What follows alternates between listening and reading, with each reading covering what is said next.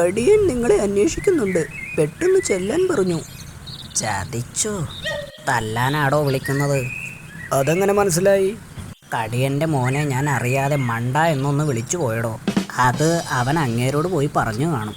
ചോ, തനിക്ക് മണ്ടെന്ന് വിളിക്കണമെങ്കിൽ ഇവിടെ ഞാനില്ലേ? കടിയൻ്റെ ഇടിയിൽ നിന്ന് രക്ഷപ്പെടാൻ എന്താ ഒരു വഴി? ഒളിച്ചോടിയാലോ? ഓക്കെ, താൻ ഒളിച്ചോടോ, ഞാൻ ഓടാം. ഐഡിയ. വൈദ്യരെ കാണാം. അത് ഇടി കിട്ടിക്കഴിഞ്ഞല്ലേ കാണാറ്? അതല്ലടോ, ഇടിച്ചാൽ വേദന തോന്നാതിരിക്കാനുള്ള മരുന്നുണ്ടാവും. അതായത് ഇടിക്കുന്ന ഭാഗം മരവിപ്പിക്കുന്ന മരുന്ന്.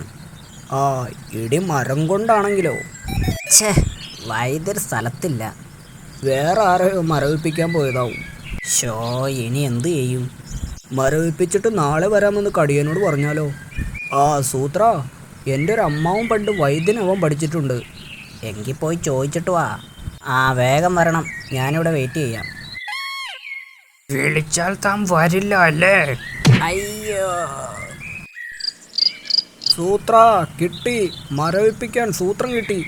ഈ കല്ലുകൊണ്ട് തലയിൽ പതുക്കെ ഇടിച്ചാൽ കംപ്ലീറ്റ് മരവിക്കും.